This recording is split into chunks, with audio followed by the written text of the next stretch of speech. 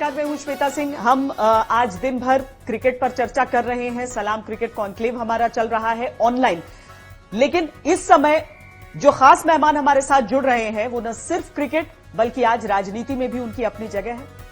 दिल्ली में सांसद हैं गौतम गंभीर। बहुत स्वागत है आपका गौतम। इससे पहले कि क्रिकेट से जुड़े कुछ सवाल मैं पूछूं, मैं दिल्ली का कोरोना संक्रमण पे आपसे जरूर चर्चा करना चाहती हूं, क्योंकि जिस तरीके से और जिस रफ्तार से यहां पर केसेस बढ़ रहे हैं, ये वाकई सबको चिंता होती है कि क्या जिस अनलॉक के दौर में हम घुसे उसके लिए हम तैयार थे। क्या दिल्ली की चिंताजनक स्थिति है आपके हिसाब से भी? देखिए, बहुत ज्यादा चिंताजनक स्थिति, और मैं अभी आपके सामने एज अ पॉलिटिशियन बोल सकता हूं, लेकिन अगर आप कॉमन आदमी से भी पूछेंगे तो उसको भी उतनी ज्यादा चिंता है। क्योंकि मैं हमेशा ये मानता हूं कि एमपी को बेड मिल जाएगा, एमएलए को बेड मिल जाएगा, जो लोग अथॉरिटी में उन सबको बेड मिल जाएगा, लेकिन एक जो कॉमन आदमी है सबसे ज्यादा सफर उसी को करना पड़ रहा है, उसी को करना पड़ेगा भी आगे। तो जब आपने अनलॉक किया था दिल्ली और आपके पास कोई ऑप्शन भी नहीं थी, आपको अनलॉक करना ही पड़ता, क्योंकि आपके पास फाइनेंशियली आपने सब कुछ तो फ्री में दे दिया था। उस समय अनलॉक करने का बिल्कुल भी नहीं था, क्योंकि आप प्रिपेयर थे ही नहीं। जब फर्स्ट टाइम सेंट्रल गवर्नमेंट ने अनलॉक किया था तो फिर आपको वो 2-3 महीने दिए थे कि आप अपने आप को प्रिपेयर कर सकें, लेकिन दिल्ली सरकार 1 महीने बाद ही अपने घुटने टेक गई, क्योंकि सब कुछ तो फ्री में बांट दिया चुनाव में, तो पैसा था ही नहीं। तो उनके पास ऑप्शन यही थी कि अनलॉक पूरी दिल्ली को अनलॉक करे। जब लिकर शॉप्स आपने खोली उसके बाद से आपसे स्थिति संभली नहीं, और वो बहुत ज़्यादा अनफॉर्चुनेट है। उसके बाद आपने इतने ऑब्नॉक्शियस नंबर्स दिए हैं, जो आप जब बाहर आते हो तो आप प्रूव कर नहीं पाते हो। आप कहते हो आप 1 करोड़ लोगों को राशन दे रहे थे, अगले दिन 25 लाख माइग्रेंट्स दिल्ली छोड़ के चले गए। उसके बाद आप कहते हो आपके पास 30,000 बेड हैं, जनता को आप 30,000 कहते हो, हाईकोर्ट में जाके आप 2 या 3,000 बेड कहते हो। आप हालत देखो, किसी हॉस्पिटल में बेड्स नहीं है। आपने जो होटल्स को कन्वर्ट किया, उनको होटल्स में उनको गाइडलाइन नहीं दी आपको कि उनको कब से खुलना है। तो स्थिति बहुत खराब है, और ये समय नहीं है पॉलिटिक्स करने का, और करनी भी नहीं चाहिए, क्योंकि अल्टीमेटली कोई पॉलिटिकल पार्टी या कोई पॉलिटिशियन सफर नहीं करेगा। सफर करेगा सिर्फ एक कॉमन आदमी, और उसके बारे में सोचना बहुत जरूरी है। एक वो जो इंसानियत वाला रुख है वो अपनाना बहुत ज्यादा जरूरी है। गौतम, पॉलिटिक्स तो हो रही है। अरविंद केजरीवाल ने भी अपनी प्रेस कॉन्फ्रेंस में कहा कि इस समय मैं पॉलिटिक्स को अनलॉक नहीं करना चाहता हूं, मैं पॉलिटिक्स नहीं करना चाहता हूं। लेकिन अल्टीमेटली जो हो रहा है कि जिस तरह से हमने देखा कि अप्रैल में कहा गया कि 30,000 बेड्स हमारे तैयार हैं, फिर 50,000 की बात हुई, लेकिन आज की तारीख में अगर 10,000 भी बेड्स नहीं हैं, तो अगर लोगों की शिकायत आती है कि उन्हें नहीं मिल रहा है अस्पतालों में जगह, चाहे दिल्ली में दिल्ली सरकार के अस्पताल हैं, प्राइवेट अस्पताल हैं, केंद्र के अस्पताल हैं, उसके बाद भी लोगों को अगर ऐसे भटकना पड़ रहा है, तो जिम्मेदारी क्या सिर्फ दिल्ली सरकार की ही हम समझें? अभी सबकी जिम्मेदारी है, और सबको जिम्मेदारी लेनी भी चाहिए। लेकिन अगर आपने 30,000 बेड बोले कि आपके पास 30,000 बेड है, तो आप कम से कम ट्रांसपेरेंसी के साथ दिल्ली की जनता को बता तो सकते हैं ये 30,000 बेड कहां पर अवेलेबल है। अगर आप 1 करोड़ लोगों को राशन और खाना खिला रहे थे, तो आपसे जब एक किचन का एड्रेस मांगा गया था, जब 7 सांसद ने आपसे बात करी थी, और 7 सांसद ने एक ही आवाज में बोला था हम किसी भी हद तक इकट्ठे काम करने के लिए तैयार हैं, जिससे दिल्ली की जनता की सफर ना करे। आपने आज तक एक किचन का एड्रेस नहीं दिया। आपने बोला कि आपके पास पैसे की कमी नहीं है, आप पीपीपी किट्स दिलवा दीजिए। पहले दिन ही मैंने उनके राज्यसभा सांसद संजय सिंह जी को सारे वेंडर्स के एड्रेस दे दिए, नंबर्स भी दे दिए पीपीपी किट्स को लेके। लेकिन मैं और हमारे सारे सांसद हम मिलकर जरूर काम करना चाहते हैं। मैंने आपको पहले सवाल में भी ये जवाब दिया था कि कोई भी पॉलिटिशियन सफर नहीं करेगा। अगर आज मेरे घर में या मुझे कोरोना वायरस हो जाता है तो मुझे बेड मिल जाएगा, लेकिन दिल्ली की जनता को नहीं मिलेगा। आप कम से कम ट्रांसपेरेंसी तो रख सकते हैं, जनता को ये तो बता सकते हैं कि 30,000 बेड जो आपने प्रेस कॉन्फ्रेंस में आके बोले थे, वो 30,000 बेड कहां पर अवेलेबल है। आपने एक ऐप शुरू किया कि हम आपको बताएंगे इन ऐप में कहां पर किन किन हॉस्पिटल्स में, होटल्स में बेड्स अवेलेबल है। लेकिन आज अगर आप जमीन पे जाएंगे तो किसी को कहीं पर भी बेड अवेलेबल नहीं है।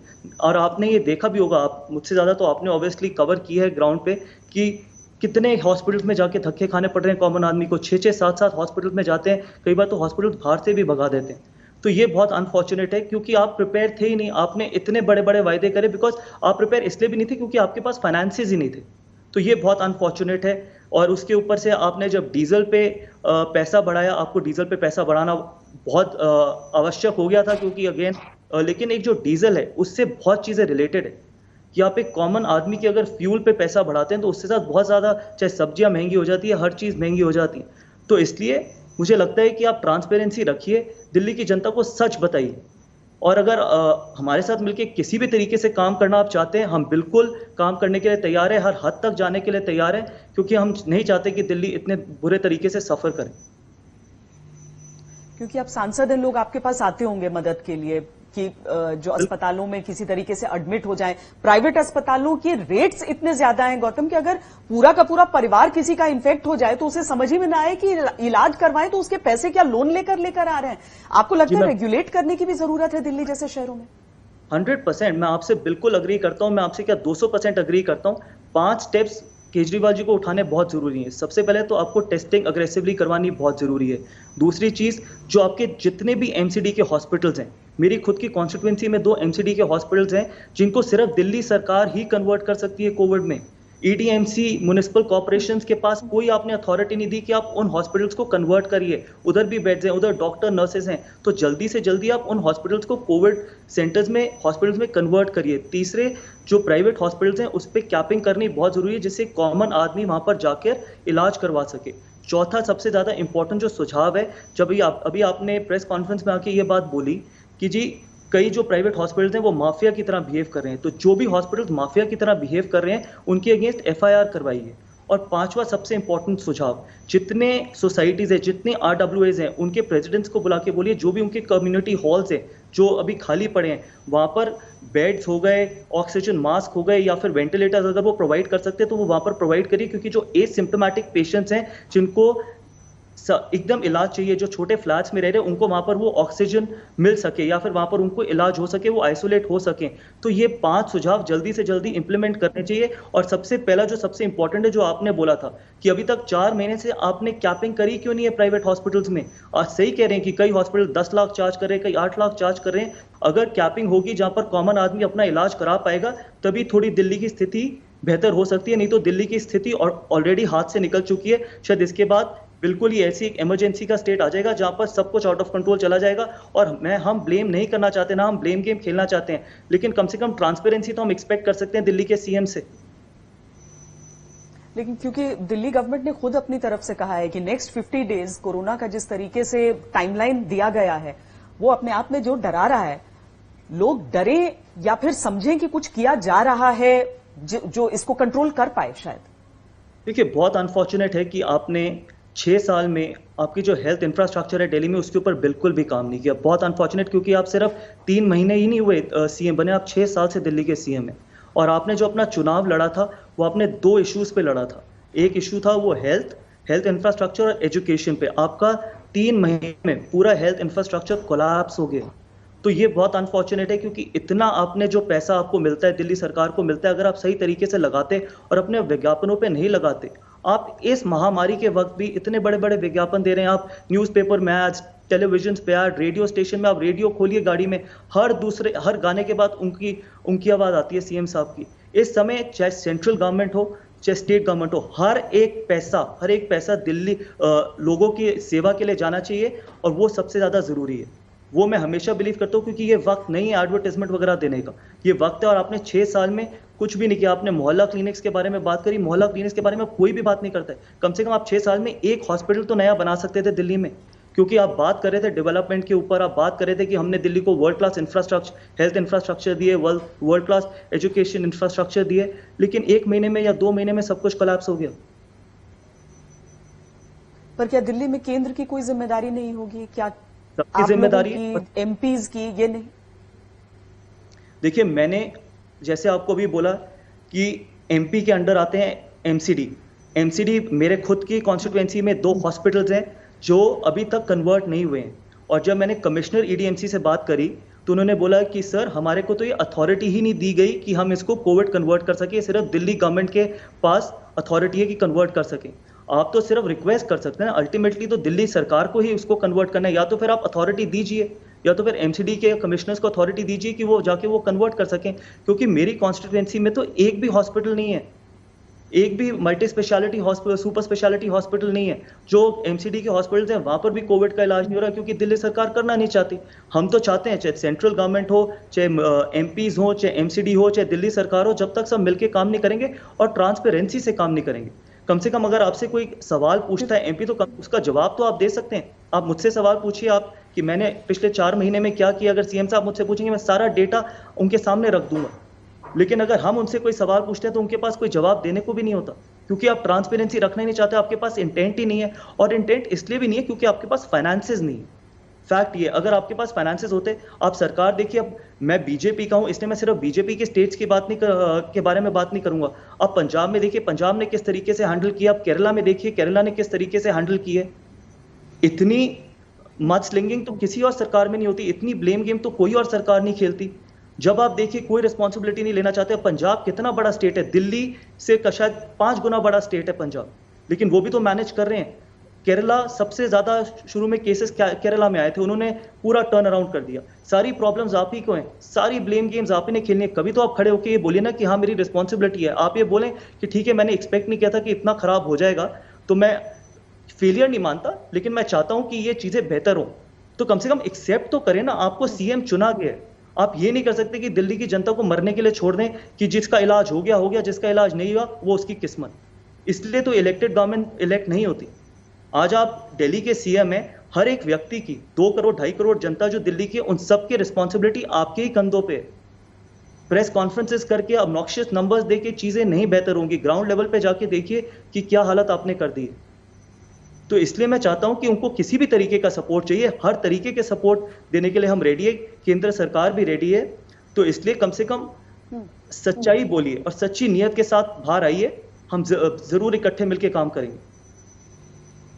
क्योंकि कोर्ट्स की तरफ से भी यह बात कह दी गई है, न सिर्फ हाई कोर्ट बल्कि सुप्रीम कोर्ट की तरफ से भी यह टिप्पणी आई है दिल्ली के कंडीशंस को लेकर। टेस्ट्स क्यों सिर्फ उतने ही लैब्स में रहें, क्योंकि अगर हम प्राइवेट और सरकारी दोनों लैब्स को भी मिला लें तो उतने टेस्ट नहीं पॉसिबल हो पा रहे हैं जितने की जरूरत है आज दिल्ली में।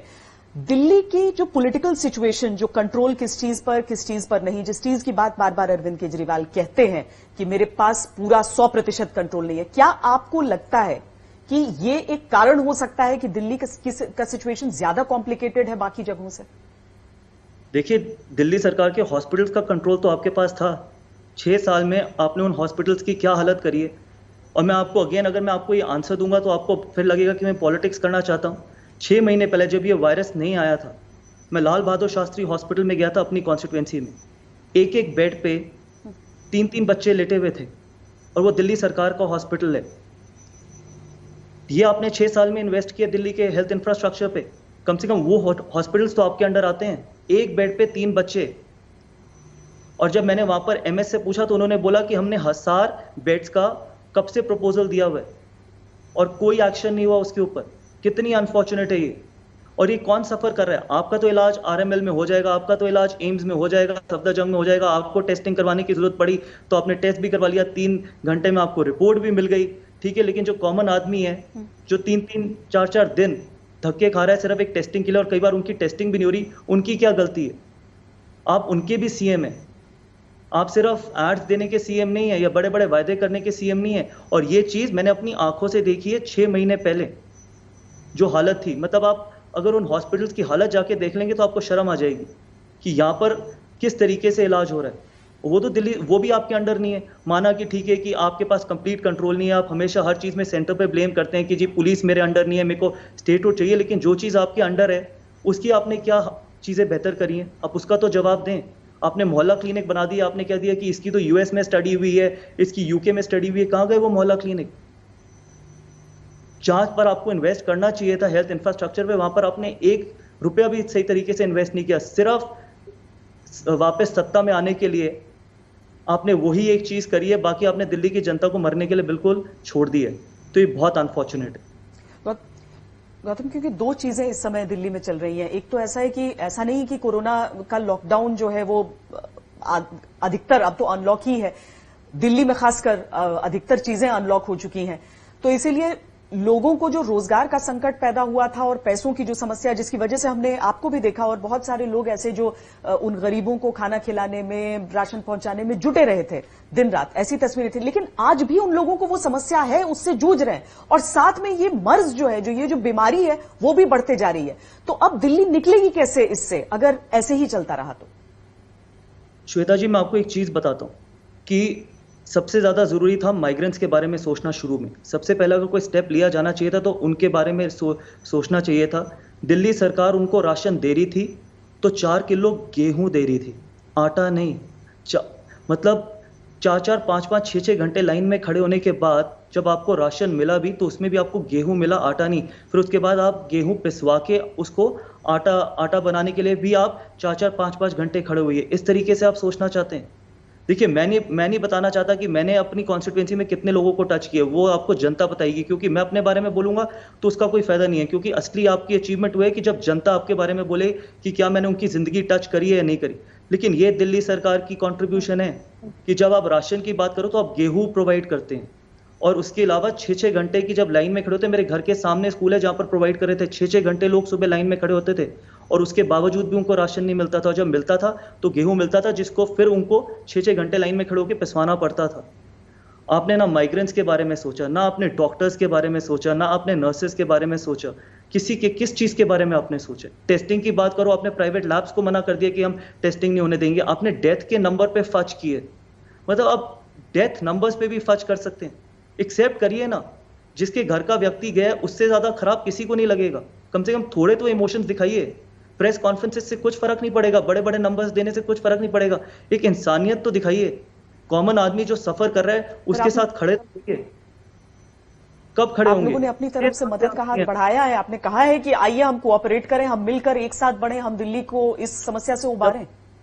एक आपको मैं इसका आंसर देता हूं। सबसे पहले अगर मैंने डोनेट किया अपने एमपी लाट फंड से, तो वो पीएम केयर में या पीएम रिलीफ फंड में नहीं किया, वो सीएम रिलीफ फंड में किया था 1 करोड़ रुपए। क्योंकि मैं जानता था कि दिल्ली सरकार के हॉस्पिटल्स की हालत बहुत नाजुक है और वहां बहुत चीजें खराब होने वाली हैं। 1 करोड़ रुपए सबसे पहले मैंने वहां पर सीएम साहब को ऑफर करे थे। उसके बाद 5,500 पीपीपी किट मैंने अपनी फाउंडेशन के थ्रू प्रोवाइड करी थी, और जिसमें से 3,500 एलएनजेपी हॉस्पिटल और दिल्ली सरकार के हॉस्पिटल में प्रोवाइड करी है।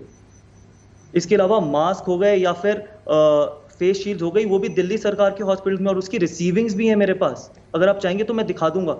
जिस तरीके से उन्होंने मदद मुझसे मांगी, मैंने हर तरीके से मदद करी है। संजय सिंह जी ने मुझे बोला क्या हो सकता है तो आप एलएनजेपी हॉस्पिटल में पीपीपी किट्स प्रोवाइड करवा दीजिए। अगले दिन ही हमने करवाई। अगर मेरी फाउंडेशन एज एन इंडिविजुअल वो अगर प्रोवाइड करवा सकती है तो दिल्ली सरकार पीपीपी किट्स प्रोवाइड नहीं करवा सकती।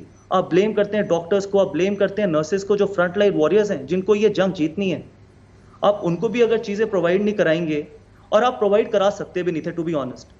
देखो, इसमें आप राजनीति ही कर सकते थे क्योंकि आपके पास फंड्स ही नहीं थे। चीजें तो पैसे से ही होंगी ना। जब पैसा होगा तभी तो आप खरीद के देंगे, पैसा होगा तभी तो आप माइग्रेंट्स को राशन देंगे, पैसा होगा तभी तो पीपीपी किट्स प्रोवाइड करेंगे। अगर पैसा होगा तभी तो आप लॉकडाउन को एक्सटेंड कर सकते। केंद्र की तरफ से मदद के तौर पर नहीं आने हैं ये पैसे, क्योंकि दिल्ली सरकार भी कह रही है ये। माइग्रेंट्स के लिए तो केंद्र ने सारे सरकारों को दिए, आपने उसको कहां यूज किए? सारे सरकारों को माइग्रेंट्स, लेकिन हाँ, एक्स्ट्रा पैकेज किसी को नहीं दिया। शुरू में तो सारे स्टेट्स को केंद्र सरकार ने माइग्रेंट्स को हेल्प करने के लिए दिए थे। आप उसको बताइए तो सही, आपने कहां पर उसको यूज किए? 25 लाख लोग दिल्ली छोड़ के चले गए, आपने एक व्यक्ति को वापस नहीं बुलाया। यूपी सरकार ने 16 लाख लोगों को वापस माइग्रेंट्स को अपने स्टेट में अब्सॉर्ब किया। आपने कितने लोगों को अब्सॉर्ब किए? इसका तो आप कम से कम उनको जवाब देना पड़ेगा ना। मैं तो आपके सारे सवालों का जवाब दूंगा। मैं तो दिल्ली का सीएम नहीं हूं, या बीजेपी की सरकार तो नहीं है, आम आदमी पार्टी की सरकार है जिनके सीएम अरविंद केजरीवाल जी। इन सारे सवालों के जवाब कब देंगे? आज तक एमसीडी का एक भी हॉस्पिटल क्यों नहीं कोविड टर्न हुआ? सारी अथॉरिटी आपने खुद रखी हुई, क्योंकि आप चाहते ही नहीं है कि एमसीडी को किसी भी तरीके का कोई भी क्रेडिट मिले। और ये क्रेडिट की बात नहीं है, लोगों को बेहतर जिंदगी, लोगों की जिंदगी बचाने का सवाल है। 25 लाख लोग दिल्ली छोड़ के चले जाते हैं, जब आप 1 करोड़ लोगों को रोज खाना और राशन बांट रहे थे, और उसके बावजूद कौन 350, 400, 500 किलोमीटर अपने बच्चों के साथ चल के जाना चाहता है जिसको खाना पानी सब मिल रहा हो? अगर खाना और पानी सब मिल रहा होता दिल्ली में, मैं भी ना छोड़ के जाता। अगर मैं माइग्रेंट होता तो मेरे को कोई शौक नहीं है 500 किलोमीटर पैदल चल के जाना। बताइए तो सही, आपने किन 1 करोड़ लोगों को रोज राशन और खाना बांटा है? और अगर बांटा है तो फिर इसका जवाब कौन देगा कि इतने लोग चले गए? प्रेस कॉन्फ्रेंस में आके ये बोलना कि जी हम तो चाहते हैं जहां पर वो है वहां रुकें। रुकने के लिए कुछ करिए तो सही। बोलने से कुछ नहीं होगा, काम करने से कुछ होगा। और अनफॉर्चुनेट है ये बहुत कि आपने 6 साल में कुछ नहीं किया दिल्ली के लिए। ये बातें सुनकर सबको, दिल्ली में जितने भी लोग रहते हैं, और चूंकि पूरा देश राजधानी की तरफ देखता है, सब चाहते हैं कि दिल्ली एक मॉडल के तौर पर रहे कोरोना से जो लड़ाई हमारी चल रही है उसमें। गौतम, इस बातचीत को खत्म करते हुए मैं जरा सा आपको उस मुद्दे की तरफ भी ले जाना चाहती हूं जो दरअसल राष्ट्रवाद से जुड़े हुए आपके तमाम मुद्दे सामने आते हैं। अभी से नहीं, राजनीति में आने से पहले, प्रवेश से पहले पाकिस्तान के कई क्रिकेटरों ने भारत से मदद की गुहार लगाई थी और बाद में हमने देखा किस तरीके से पलट गए और शाहिद अफरीदी ने क्या क्या कहा। हमसे कुछ देर पहले यह खबर आई कि शाहिद अफरीदी भी कोरोना पॉजिटिव पाए गए हैं। आप इस समय कुछ कहना चाहेंगे कि पाकिस्तान ने मदद की पेशकश कर दी थी भारत को कि आप कोरोना से लड़ने में हम मदद करना चाहते हैं आपकी, और जबकि खुद उसकी स्थिति ठीक नहीं है? देखिए, मैं सिर्फ ये कहना चाहता हूं कि ये वायरस किसी को भी नहीं होना चाहिए, और मेरे और शाहिद अफरीदी के पॉलिटिकल डिफरेंसेस जरूर हो सकते हैं, और मैं ये चाहूंगा कि वो जल्दी से जल्दी रिकवर हो। लेकिन उनसे ज्यादा जरूरी है कि मेरे देश का जो एक आम व्यक्ति है जो कोरोना पॉजिटिव हो चुका है, वो जल्दी से जल्दी ठीक हो, जो अपनी जिंदगी अपने फैमिली के साथ सही तरीके से बिता सके। वो मेरे लिए बहुत ज्यादा जरूरी है, क्योंकि मेरे को अपने देश के लोगों की चिंता करना बहुत ज्यादा जरूरी है। प्लस पाकिस्तान ने अगर मदद के लिए बोला है कि हम मदद करने के लिए तैयार हैं, देखिए आप अपने देश की मदद करिए, वो बहुत जरूरी है, क्योंकि आपके देश में भी आवाम को बहुत ज्यादा जरूरत है मदद की।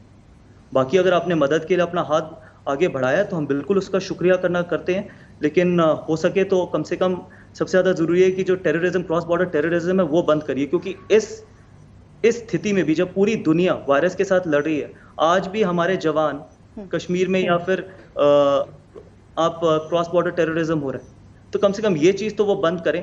क्योंकि मुझे ज्यादा होप नहीं है उनसे, क्योंकि उनकी पूरी राजनीति सिर्फ कश्मीर पे ही टिकी होती है, और उनका और कोई मुझे लगता नहीं कि वजूद भी है कि कश्मीर के अलावा वो कभी कहीं और डाइवर्ट हो सकते हैं। तो ये सबसे पहला स्टेप करे rather than कि हमारे को अपना हाथ आगे बढ़ाने के लिए, कि हमारी मदद करने के लिए। हमारी सबसे बड़ी मदद यही होगी कि जो क्रॉस बॉर्डर टेररिज्म है या फिर हमारे जो जवान है वो सुरक्षित रहें, और आपकी भी जनता सुरक्षित रहे। बहुत बड़ी बात आपने की है गौतम, बहुत बहुत धन्यवाद हमसे बातचीत करने के लिए।